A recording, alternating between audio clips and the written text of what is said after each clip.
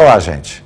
Hoje nós vamos falar do sistema nervoso central e sistema nervoso periférico. O que vem a ser sistema nervoso central ou periférico? Na realidade, nós temos uma grande rede de neurônios que vão controlar todo o funcionamento do nosso corpo.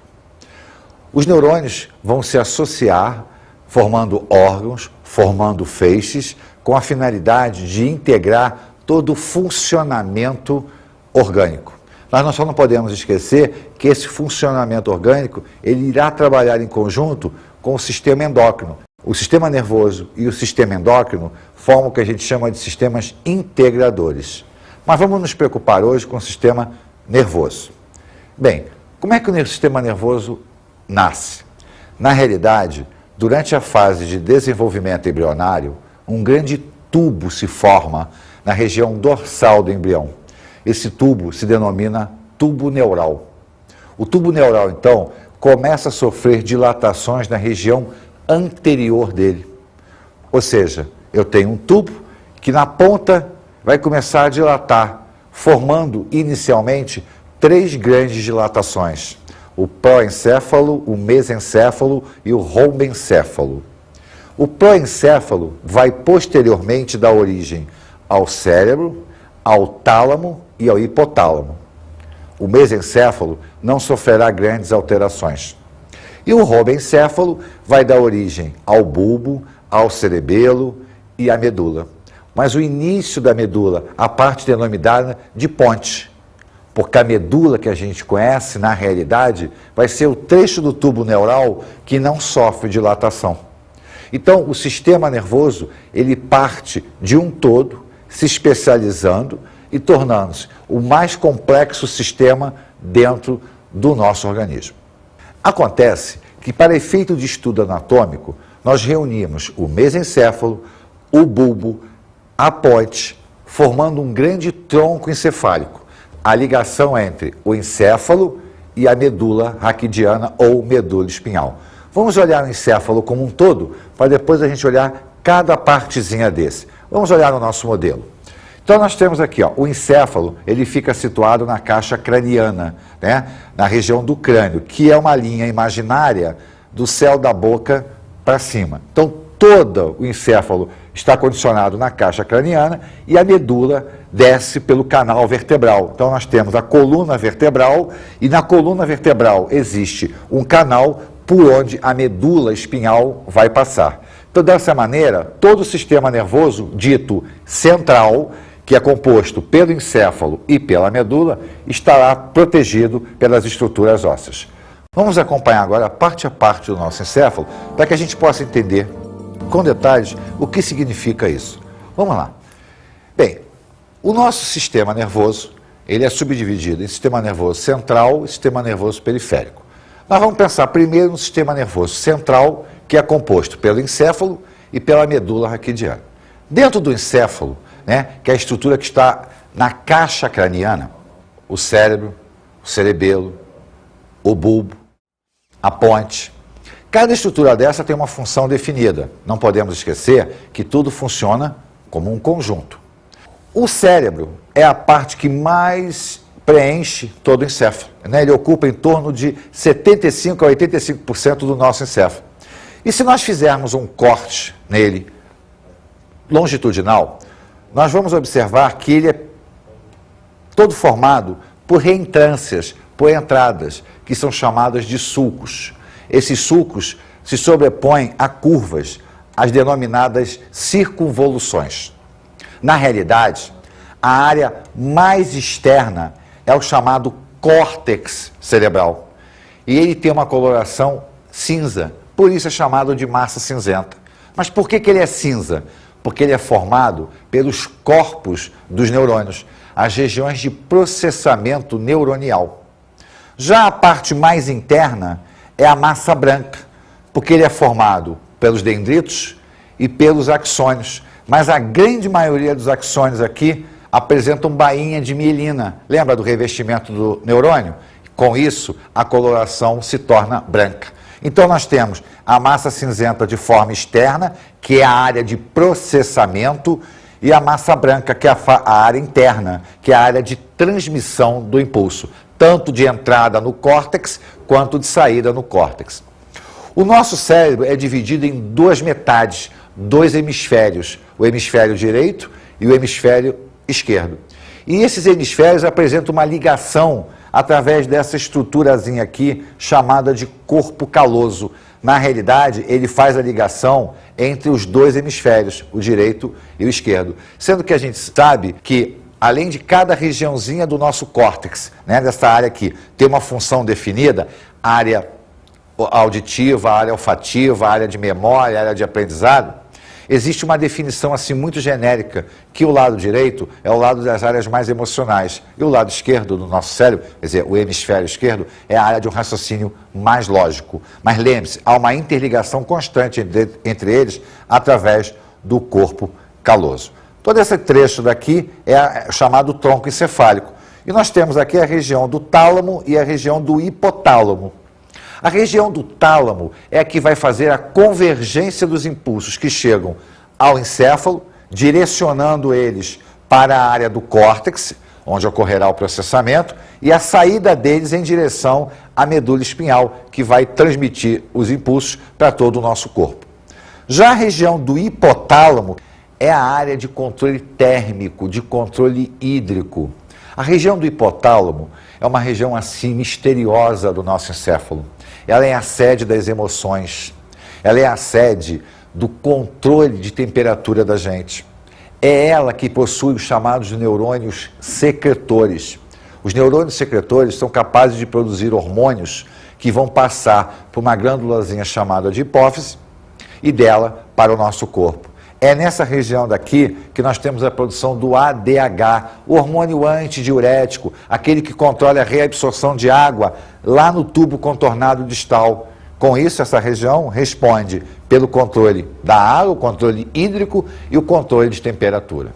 Esse trecho daqui é a região do mesencéfalo, que, junto como um todo, vai dar o controle do equilíbrio da gente. Só que, na realidade, o equilíbrio humano dos mamíferos, de uma maneira geral, ele é extremamente complexo. Ele não funciona sozinho. O mesencéfalo, associado ao funcionamento do cerebelo e da região da ponte, vai fazer com que o nosso cérebro tenha o posicionamento correto do nosso corpo.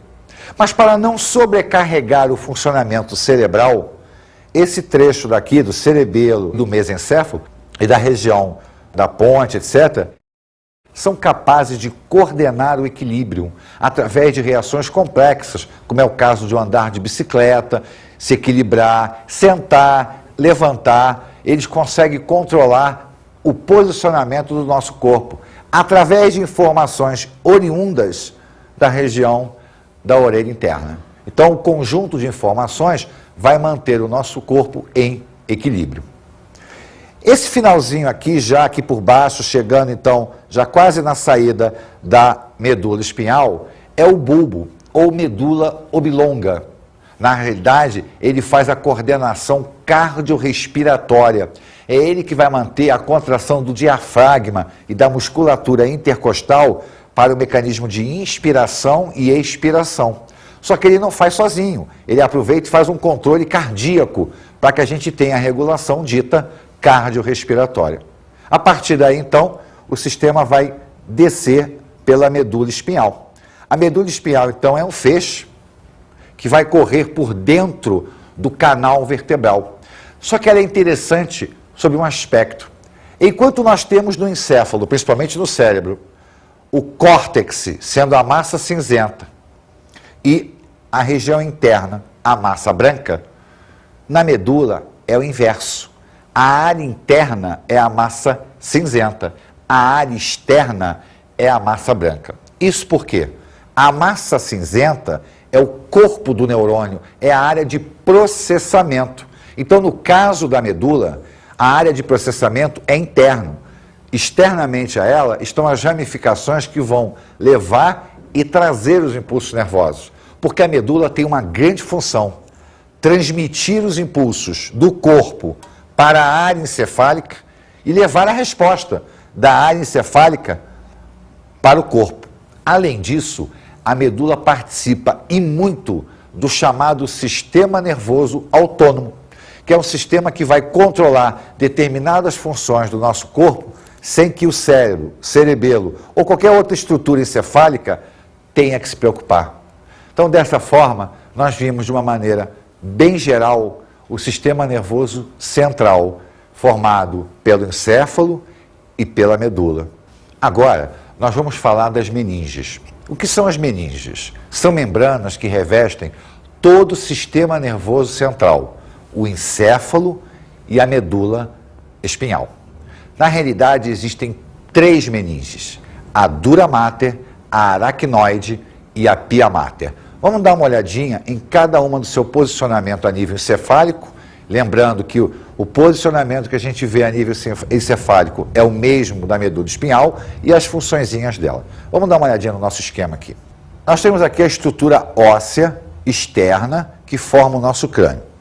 A primeira meninge, situada logo abaixo da estrutura óssea, é a dura mater. É a meninge mais fibrosa, a mais resistente. Ela tem uma grande concentração de colágeno. Isso porque ela está muito próxima da estrutura óssea.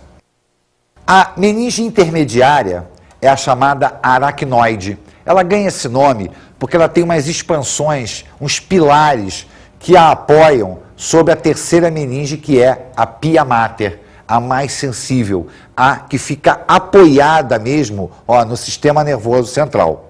Só que a aracnoide, ela é altamente vascularizada e ela irriga esses vasos sanguíneos em direção à pia mater, para nutrir a pia mater de uma maneira bem intensa, visto ser esta membrana a mais delicada, aquela que tem um contato muito íntimo com o sistema nervoso central. Só que entre a aracnoide e a pia mater existe um espaço, é o espaço subaracnoide. Esse espaço é preenchido por um líquido, o chamado líquido espinhal ou líquido cefalorraquidiano ou simplesmente licor. Esse líquido banha todo o sistema nervoso, inclusive ele é capaz de penetrar entre as reentrâncias do cérebro, entre os hemisférios.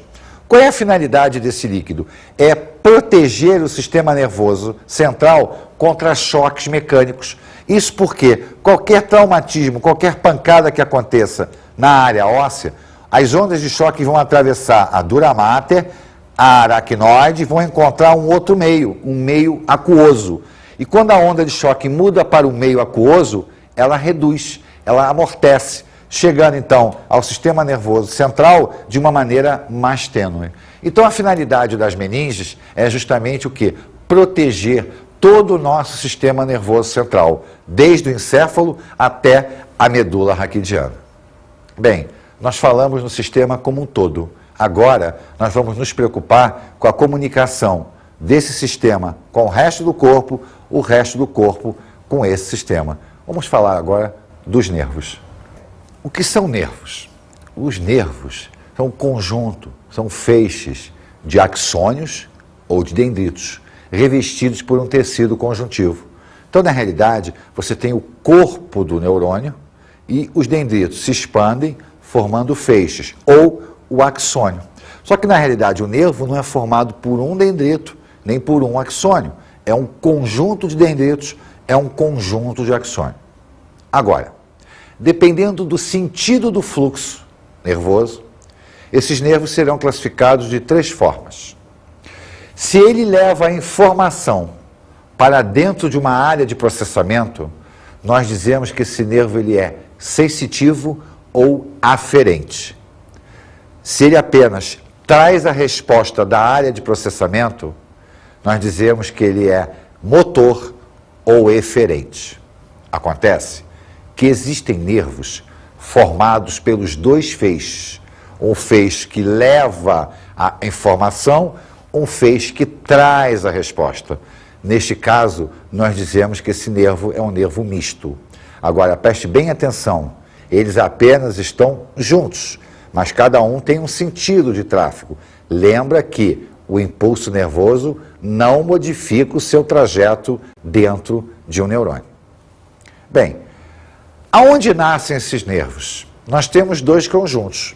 Aqueles que nascem no encéfalo e aqueles que nascem na medula.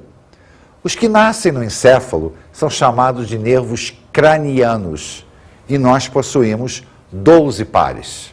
Os que nascem na medula são chamados de nervos espinhais ou nervos raquidianos, que nascem na medula espalhando para o corpo. São 31 pares.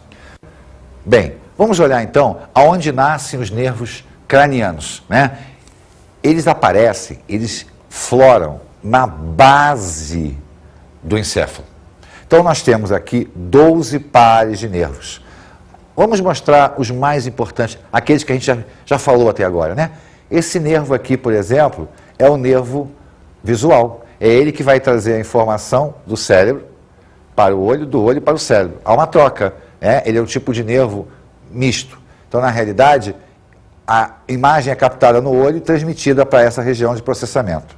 Esse aqui é o nervo olfativo. Esse aqui, esse pequenininho aqui, é o chamado nervo vago.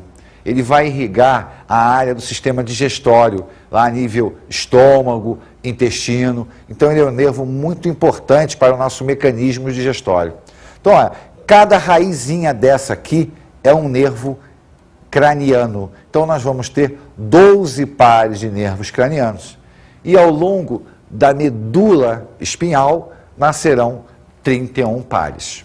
Acontece que a medula espinhal, ela participa também do sistema nervoso autônomo. Mas está lembrado que nós vimos que a medula tinha a massa cinzenta interna e a massa branca externa, ao contrário do encéfalo? Isso porque nós falamos dos nervos, que são feixes de dendritos e de axônio. E o corpo? O que o corpo do neurônio vai formar? O corpo do neurônio forma o gânglio nervoso. O gânglio nervoso é uma área de processamento fora do encéfalo. Na realidade, o encéfalo é uma grande área que vai processar todas as informações oriundas do nosso corpo. Mas espalhados pelo nosso corpo, principalmente junto a órgãos importantes, tais como fígado, intestino, coração, pâncreas e a nossa própria medula espinhal, existirão áreas menores de processamento. Essas áreas são formadas pelos corpos do neurônio e ganham o nome de gânglio nervoso. Bem, a entrada e a saída de um nervo e automaticamente o posicionamento de um gânglio nervoso na medula espinhal, ela se dá de uma maneira que nós chamamos de raiz. A raiz de um nervo é a entrada e a saída dele na área medular, na área de processamento. Vamos observar aqui como é que eles entram e eles saem da estrutura central da medula raquidiana. Vamos lá, olha só. Nós temos aqui as vértebras que formam a nossa coluna vertebral. Nessa regiãozinha daqui, junto às asas da vértebra, nesse trecho que corre aqui, nós temos o canal vertebral. Então é por aqui que passa a medula espinhal que nasceu lá no nosso encéfalo. Essas saídas aqui são os nervos que nascem da medula. Esse trecho aqui é a chamada raiz. Então nós temos aqui, ó, uma raiz, outra raiz. Essa região daqui é a chamada de raiz dorsal ou sensitiva. É por aqui que vai entrar a área de inervação. E essa é a raiz ventral ou motora. É por onde vai sair a informação. Então a informação entra, é processada aqui, ó, na massa cinzenta, que é a área de processamento medular, e a resposta sai por aqui. Existem 31 conjuntos de nervos espinhais, ou nervos raquidianos, que vão nascer justamente nessa saída daqui, ó, dessa medula aqui. É importante a gente lembrar que eles saem, olha só, entre uma vértebra e outra.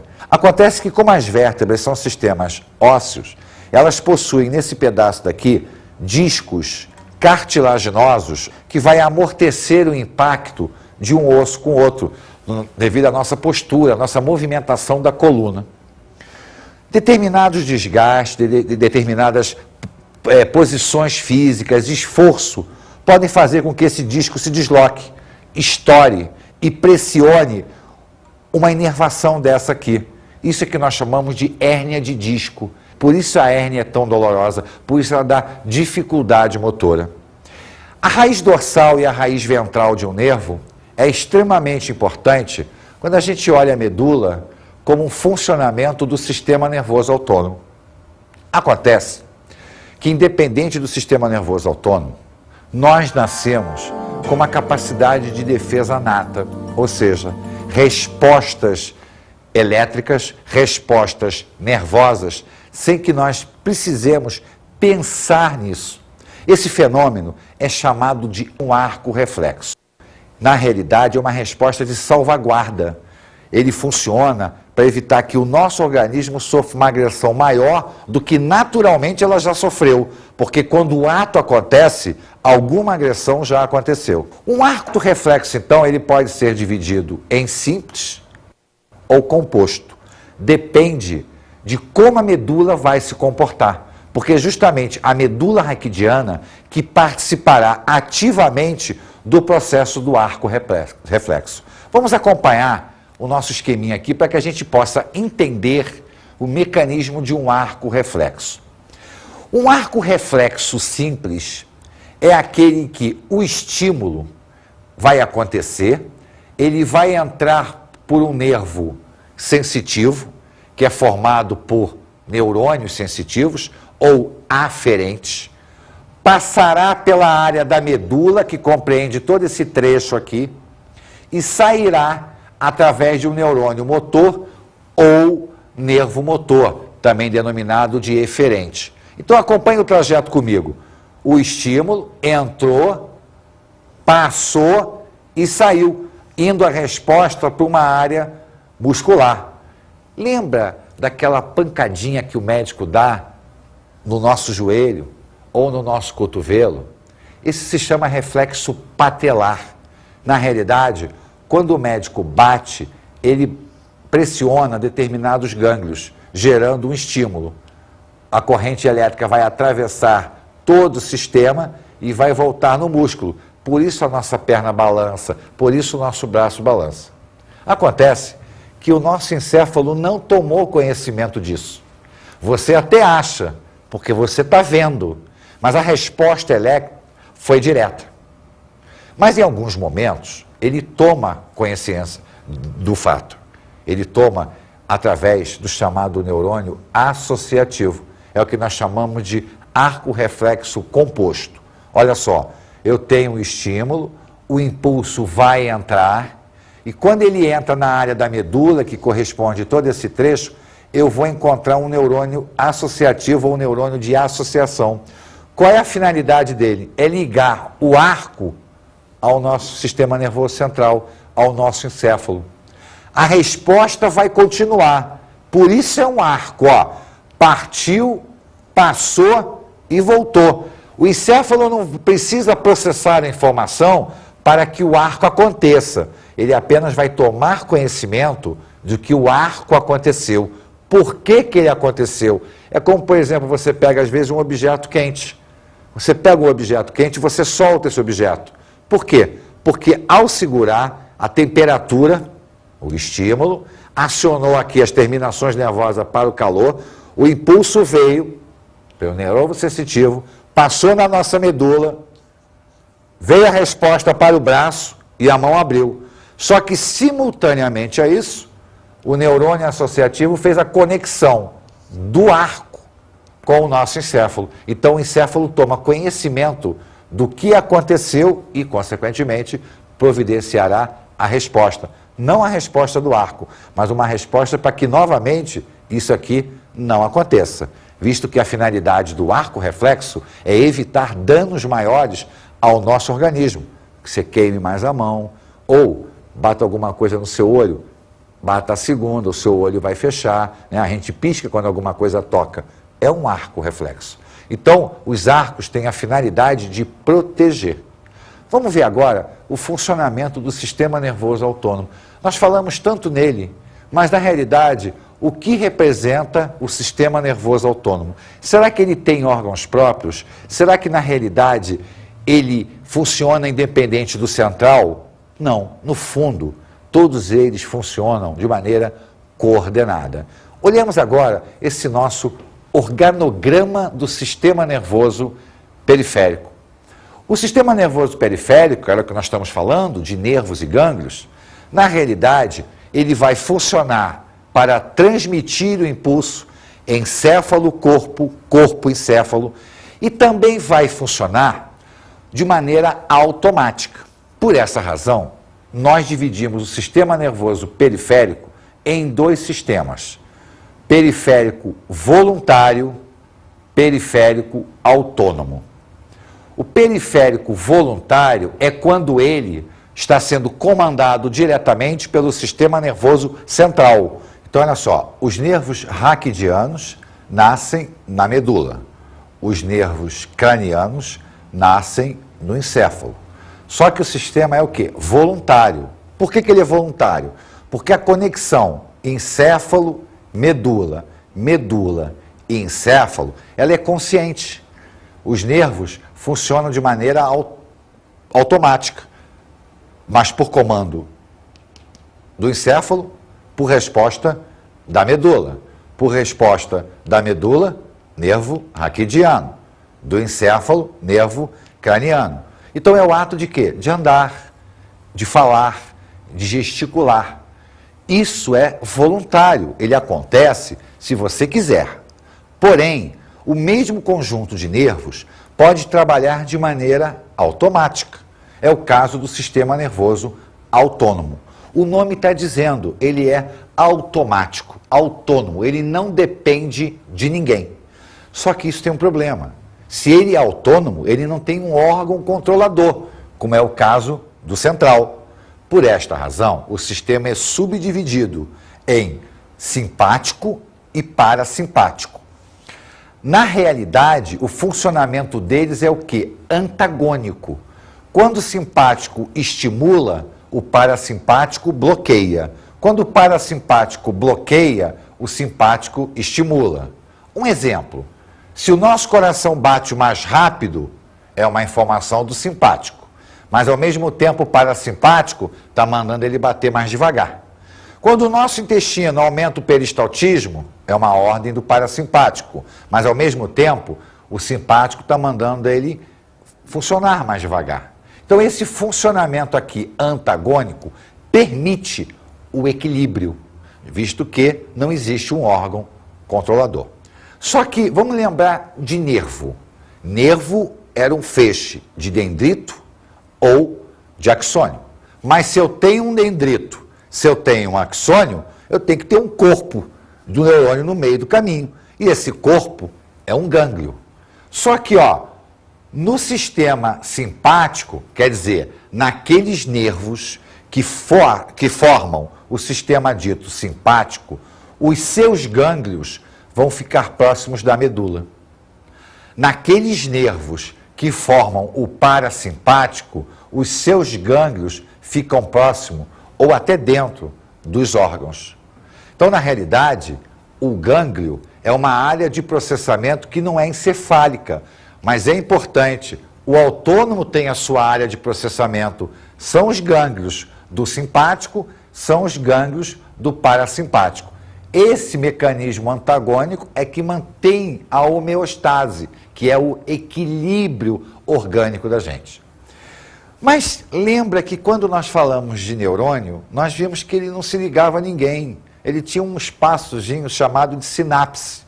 E as sinapses funcionavam através dos chamados neurohormônios ou neurotransmissores.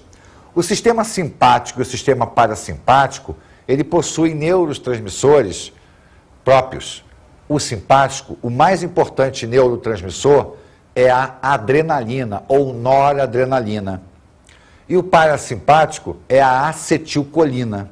Então, os nervos que formam o sistema parasimpático, eles têm como comum o seu neurotransmissor, que é a acetilcolina. Os nervos que formam o sistema simpático têm o seu comum, que é a adrenalina ou noradrenalina, também conhecida nos meios médicos como epinefrina. Então, o sistema nervoso periférico, ele não é basicamente um conjunto de nervos, Na realidade, ele é uma grande e complexa rede nervosa que interage a nível encefálico e orgânico, distúrbios do sistema nervoso. Mal de Alzheimer, Parkinson, esclerose múltipla, que é a destruição da bainha de mielina, demência.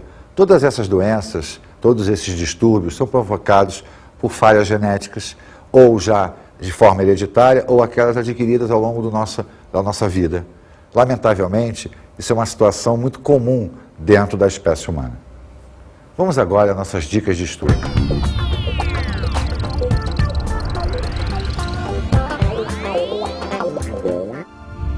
Estude o sistema nervoso como um todo, encéfalo, medula, sistema periférico, nervo, gânglio. Olhe com atenção o ato reflexo, o arco simples, o arco composto. Veja o funcionamento do sistema nervoso periférico. Não esqueça que ele está interligado ao sistema central, mas também funciona de maneira bem autônoma.